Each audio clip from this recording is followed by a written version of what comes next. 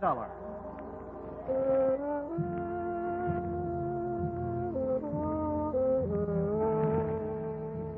The next half hour has its baggage packed to take a trip with America's fabulous freelance insurance investigator, Johnny Dollar. At insurance investigation, he's just an expert. At making out his expense account, he's an absolute genius.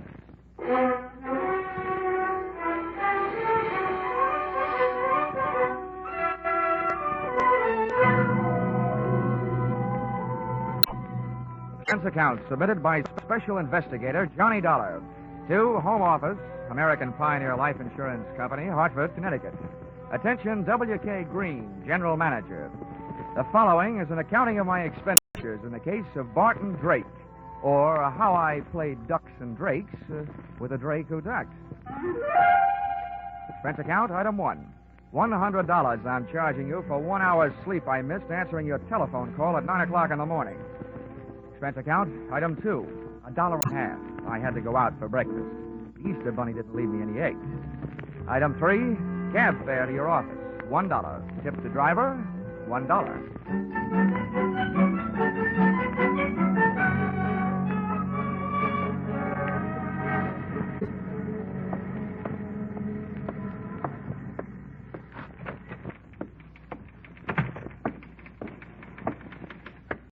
Good morning, Johnny. Why don't we make that good night sometime soon? Shall we, Chickie? Well, I've had to type up some of your expense accounts. I think maybe an evening with you might be fun. But business first. Old Stonewall's waiting for you. Hasn't he gotten out of that military kick yet? No, he still thinks he's a general. But to me, he's still just what he was before he ever went into the Army. His belts never stopped fighting the battle of the businessman's bulge, huh? Well, forward march.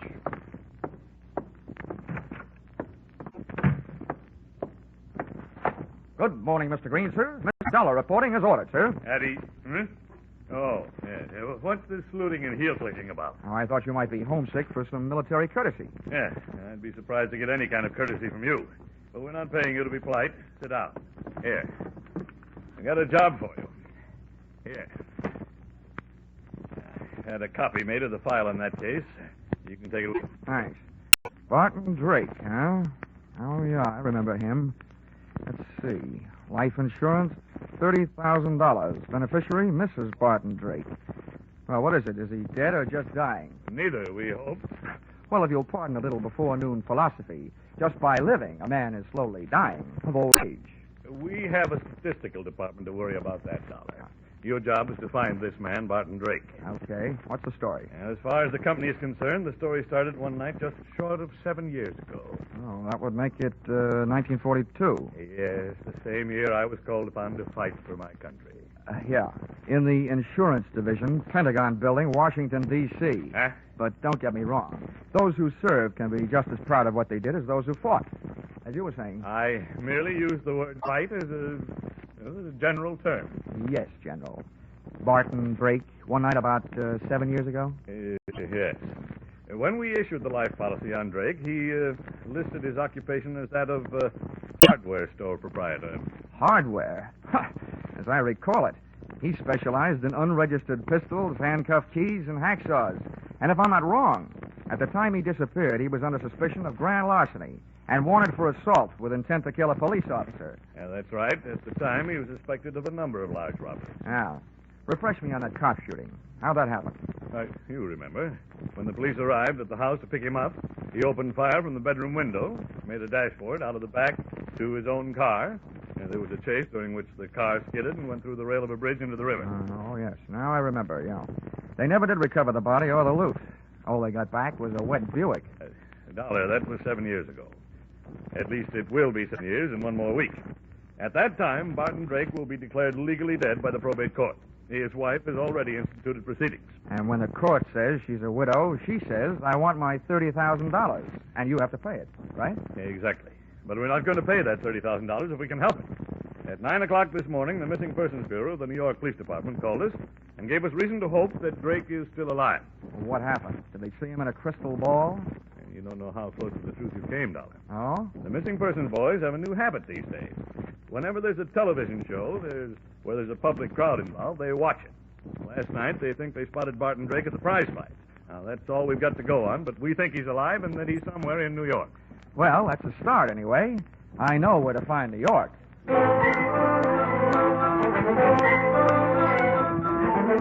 Expense account item 4, $7. Mileage, Hartford to New York. I stopped in Bridgeport to soak up a dish of coffee and whatever information there might be in the insurance file. Of the two, the coffee was the stronger. All I learned from the file was Drake's physical measurements, the birthplace of his mother, his wife's maiden name, the last known quotation on his blood pressure, and his home address in Manhasset, Long Island, to which I went.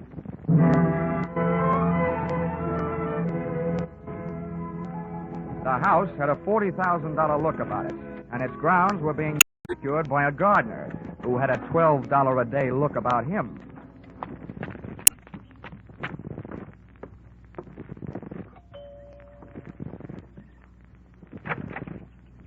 Yes, sir? I'd like to see Mrs. Drake. Here's my card. Yes, sir. Step in, please. Thank you. If you wait here in the hall, sir, I'll go tell her you're here. The maid had a $40 a week look about her and completed the picture of prosperity. For a hardware merchant, Barton Drake had died leaving his wife living a soft life. Either that or he was still alive and not giving his wife grounds for divorce on the basis of non-support. Or she was that certain kind of gal who wouldn't have any trouble making that certain kind of man get up that certain kind of money.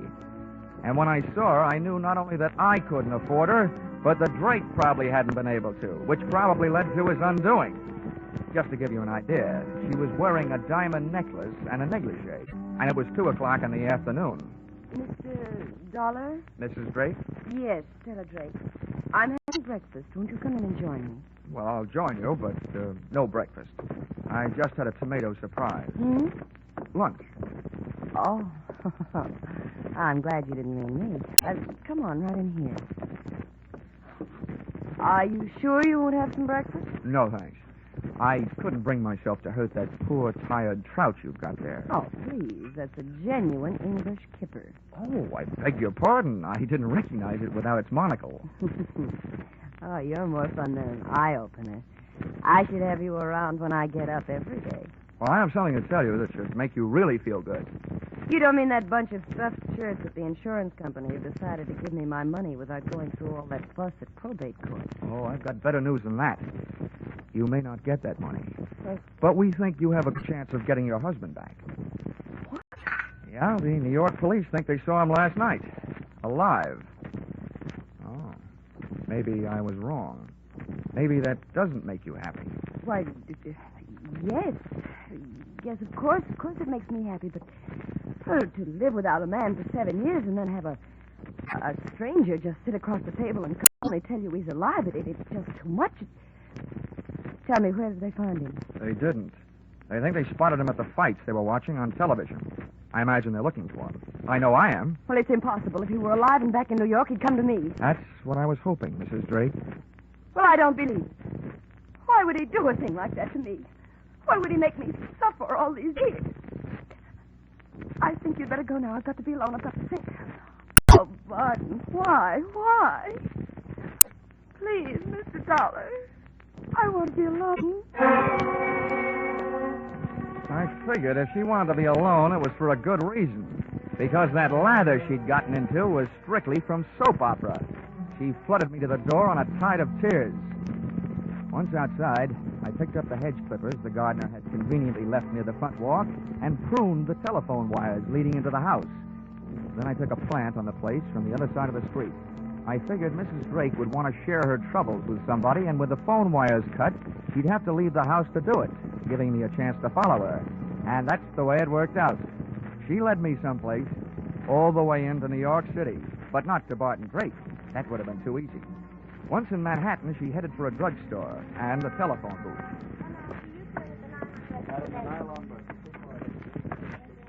I slipped into the phone booth beside hers. I got the receiver off the hook and my nickel in the slot in time to use an old trick of mine. As she dialed, I tried to duplicate it with my phone. She dialed. And I dialed. I was just one number behind her all the way. When she was through dialing, I held off dialing the last number on my phone until she got an answer. And then I let it go.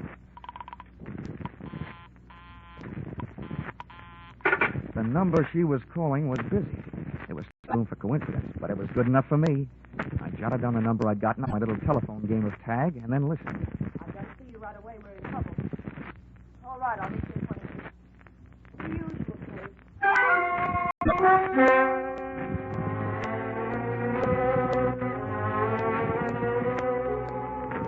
The usual place turned out to be the usual place to meet trains, Grand Central Station.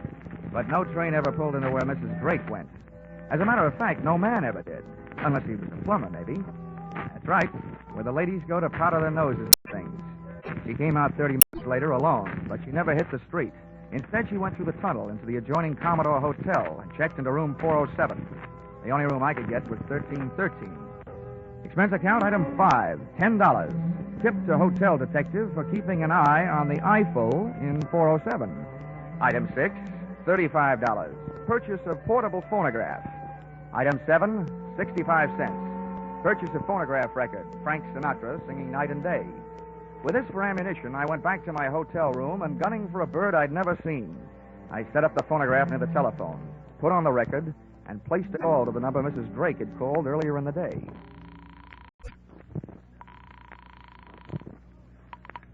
Hello. Hello there. 7 p.m. again, and this is your favorite disc jockey, Happy Jack the Money Man. Yes, your favorite disc jockey, your spinner with the winners. Tell me, are you listening to our show? My radio is not on. Goodbye. Oh, hold the phone, madam. A little thing like that doesn't make any difference to Happy Jack. Here's all you have to do to win a house full of prizes. You just listen closely over the phone and identify today's puzzle platter, and you'll win all these wonderful prizes. A genuine Sunbeam Mixmaster that makes those fresh little eggs just happy to get beat up. Yes, and you'll clean up with the next prize. Make a real clean sweep with a Hoover vacuum cleaner with all attachments and no strings attached. And to send you tripping happily through life, you'll also receive a handsome set of easy-to-lug luggage, a pair of Gladiator bags. Are you interested? Why, of course I am. All right, then. Here's the tune.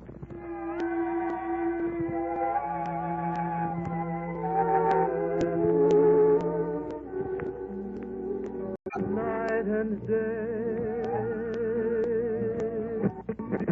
There it is. What's the title of that song? Night and day. You're right. You win all the sensational prizes. Quickly now, give me your name and address. They'll be delivered tonight. Mrs. Knott, Yes, Mrs. Knott. The street number? 127 East 89th Street, apartment 3C. Thank you, Mrs. Knott. You'll get the whole works immediately.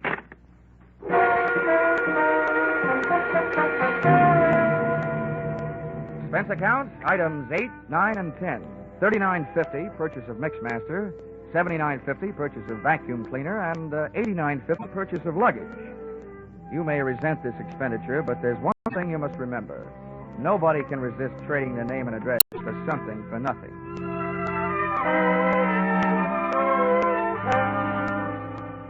I felt like an out-of-season Santa Claus when I knocked on the door of apartment 3C at 127 East 89th Street. The frame suddenly became a picture frame encasing a live version of Whistler's grandmother, complete with wheelchair and crocheted afghan. Just bring them in and set them down. Yes, ma'am. I'm Happy Jack, and I'm glad to meet you. Right in here and set them down. Ah, yes. There you are, Mrs. Knott. You lucky woman, you. Is that all? Almost. Now, all we need from you is a little information. Just some background on today's winner to pass along to my radio audience. Be off with you, young man. I'll write you a letter. Oh, come now, Mrs. Knott. Never mind. I have no time now. Just a few questions while I check you out on the Hoover. I don't need any checking out. Now go away. I must say, Mrs. Knott, you're a bad winner. So now I'm afraid I'm going to have to stick around to find out how good a loser you are. What do you mean? Come in. You. Stella, do you know this man? Do I know him?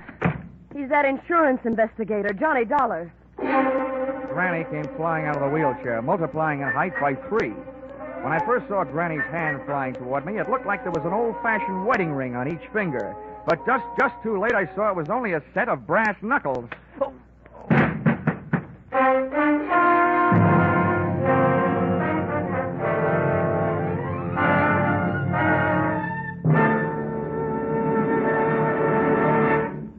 In just a moment, we'll return to the second act of yours truly, Johnny Dollar. CBS cordially invites you to hear the adventures of Philip Marlowe and the stories of modern crimes and their solutions as unfolded on Gangbusters when they come to you every Saturday night on most of these same CBS stations. Tomorrow night, Philip Marlowe will investigate the mystery behind the cloak of Kamehameha, and Gangbusters will deal with the case of the callous killer. Now back to yours truly, Johnny Dollar.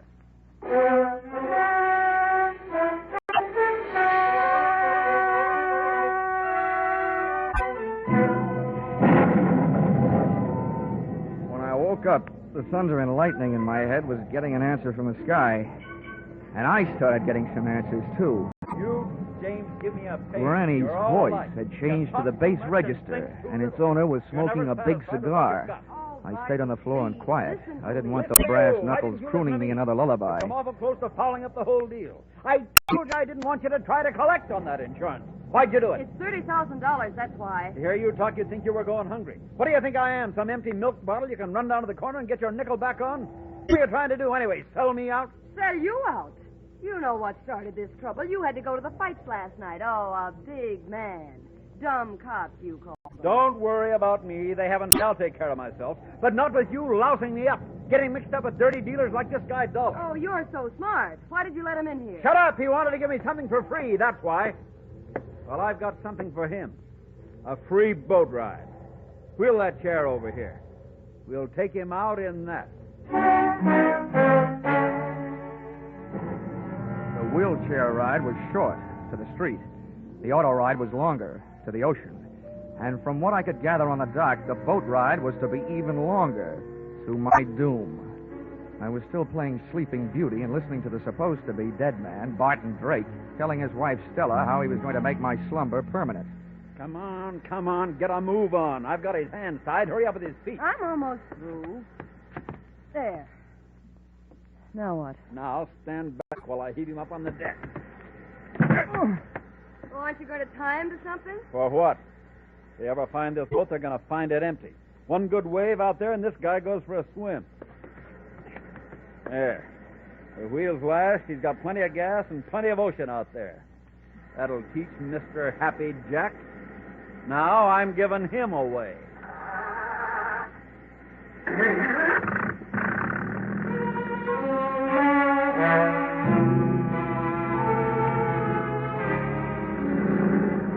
Taking that salt shower bath with my clothes on wasn't the big chill in my life. I was scared. My heart was racing faster than the boat engine. And for the first 20 minutes, all I could think about was hanging onto that slippery deck with all I had to hang with, my hopes and my heels. I was on a thin strip of deck after the wheel. Hard by my hands was a deck cleat. With that for a starting point, I went to work, trying to out-navigate that rope, with which Barton Drake had lashed the wheel. I worked my tied wrists over the cleat and dropped my legs down over the side into the icy racing water. I had rigged myself into a human jury rudder to swing the boat off its course. I didn't know where it would take me, but I didn't care so long as it wasn't out to the open sea.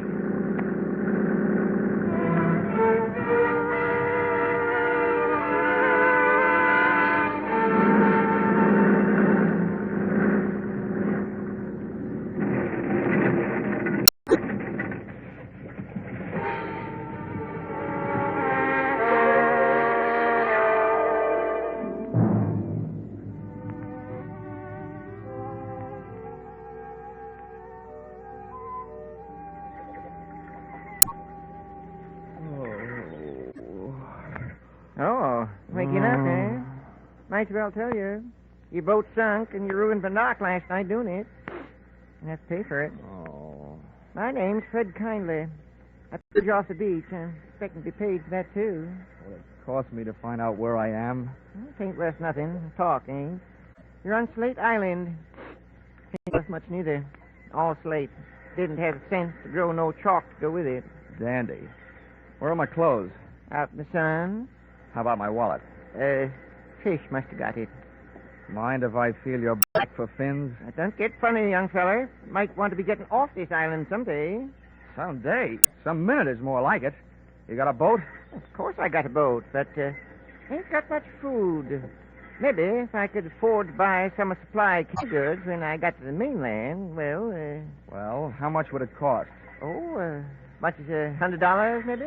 Okay, it's a deal. Let's go. Hold on now. Only said maybe. Come think of it, might cost $200. Oh, okay, you swindler. $200 then. Oh, swindler am I? I say a fellow might as well have the game as his name. Makes my price $500 worth of grade A canned goods. And if you don't want to pay it, you can get out from this shack and wait for the mailboat. Maybe I will. When does it get here? Week from Tuesday. Okay. He'll get your $500 worth of canned goods. When can we start? I'll give you your clothes soon as you put it in and sign your name. Where's the paper? Right here. Keep it handy. Just fill in the amount here. $500 worth. It's a regular contract for shipwreck. Okay. Give it here. 500. And where do I sign? Right there at the bottom. There you are. All signed. That's a peculiar name. Ali Khan. I'd had more than my share of wind the night before, so I decided to throw caution to it. I went to the building at 127 East 89th Street and up to apartment 3C. First I knocked with my knuckles and got no answers, so then knocked with my feet. Well, what do you know? The lock broke. There was nobody home, and Barton Drake must have been out calling himself Granny at the moment because the wheelchair part of his disguise was also among the missing. The closet was empty, and the brand-new Gladiator bags I had the previous evening were nowhere to be found. Well, nobody could say I hadn't made it easy for Drake to make a getaway with my little giveaway. I'd even supplied the luggage. But all the traffic wasn't going. Some of it was coming. Oh, well, Stella, there's one bad thing about kicking your way into places. You can't lock the door behind you. Well, now that you're in, you better come all the way in. What are you doing here? You should be asking me what I'm doing alive. The only answer I've got for that is I don't murder easily. Where's Barton? Ah, that was the next question I was going to ask you. Now that one's gone, I've got a couple more I'd like to ask you. And don't argue. I don't know anything. Well, then let me tell you something. If you're not guilty of anything else, you are guilty of attempted insurance fraud. That's in my department. The tougher you make it on me, the tougher I'm going to make it on you. Now, about those questions. How long has your husband been back here in New York? He never left here. Oh, the night his car crashed through the bridge, he just grabbed himself a hideaway in New York and stayed put, huh? How long has he been using that old lady disguise? All the time. Okay. Well, now my last question. That bag in your hand, where were you going? Okay, let's find out. Give me that bag. Uh-huh. What's this? Well, it's either a bathing suit or a two-piece handkerchief. And that blouse there, that doesn't look like it's for dinner wear in an igloo. You were headed south. So we were headed south. What about it? We, huh? If you ask me, and I doubt that you will, so I'll tell you anyway, your hopes just headed south. Lady, you've been double-crossed. Your husband took off without you. I don't believe it. If he left here, he had a good reason. That's your guess, but we're not playing your hunches. We're playing mine from here on in. Just where did he say you were going? I don't remember. Maybe it'll help if first you remember what I told you about insurance fraud. It's good for 10 to 20 years. Now, do you remember? He bought tickets on the Orange Blossom Special for Florida. It leaves Penn Station in an hour and a half. Oh, you've got that a little backwards. The Orange Blossom Special pulls out in half an hour. Huh? That doesn't even give me enough time to get down there. Get out of my way. Sit down.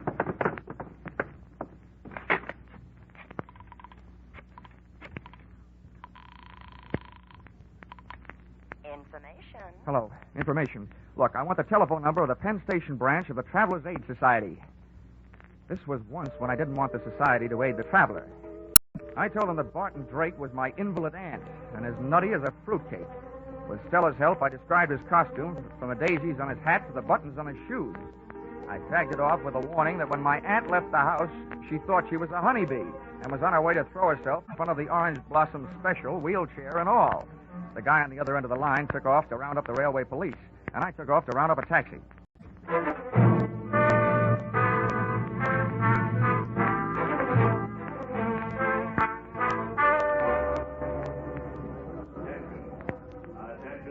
I rode the escalator into the main waiting room, and halfway down, I spotted Barton Drake in his grandmother getup. He was surrounded by police, and the police were surrounded by a small crowd. I walked over. Orange Blossom Special. I don't know what kind of a practical joke this is, young man, but it's not funny. You made me miss my train, and I don't even have a nephew. No, Mother, don't be upsetting yourself. Don't you now, me, young man. Just get me on a train. Any train headed south will do. Drake was getting ready for trouble. If the cops couldn't see it, I could. His hand was under his Afghan, and I knew the least it could be holding was a fistful of brass knuckles, but probably more. He was getting ready to make a run for it. I wasn't taking any chances. I edged my way through the crowd, up behind the wheelchair, spun it around, and hit what looked like somebody's grandmother a beautiful shot in the whiskers. He hit the old lady. Got him. Now, wait a minute, officer. You don't understand. Don't understand, don't I? Hit an old lady, will you? He's not an old lady.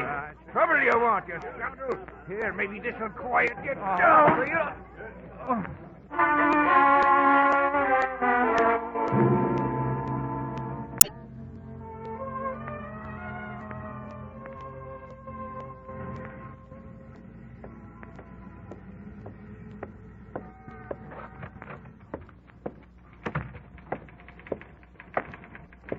Johnny. Hiya, Chickie.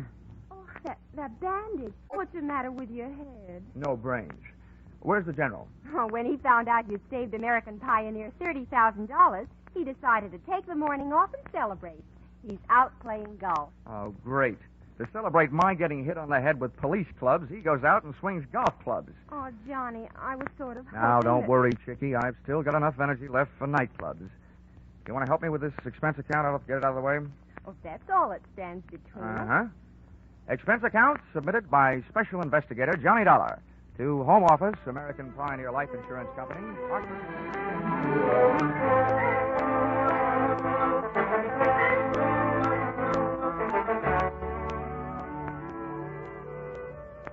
First, the police held me and let Granny Drake go to the hospital, where they learned the truth. Then they let me go to the hospital and transferred Barton Drake to the pokey, where he was soon joined by his lady-in-waiting, Mrs. Drake. Expense account item 11. Something I almost forgot. $500. Canned goods. For the man who got me off the rocks on Slate Island, Mr. Fred Kindly. Even if he did rob me, I didn't feel like robbing him. The only thing I did do was remove all the labels from the $500 worth of canned goods. I'm sure that this will see to it that Mr. Kindly had some very unbalanced meals, because I happen to know that there's no difference in the sound of canned tomatoes and canned peaches when you shake the can. Expense account total, $1,482.63. Yours, truly, Johnny Dollar.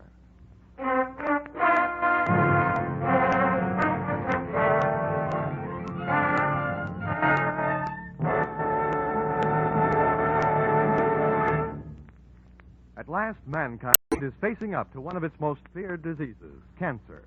Research scientists are working tirelessly, exploring every avenue that might lead to new treatments, new cures, and new insight into the causes of the disease.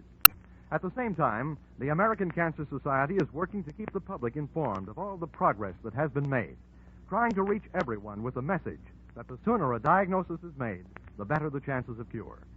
Together, this public education and research attack should bring great progress in the control of cancer. But both phases of this program are costly. Realizing you are giving to a fight against a disease that could menace you, give generously to the American Cancer Society's drive for funds this year.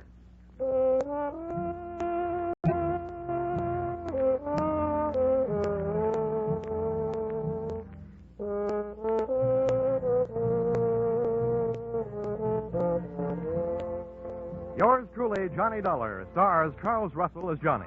Our music is composed and conducted by Leith Stevens.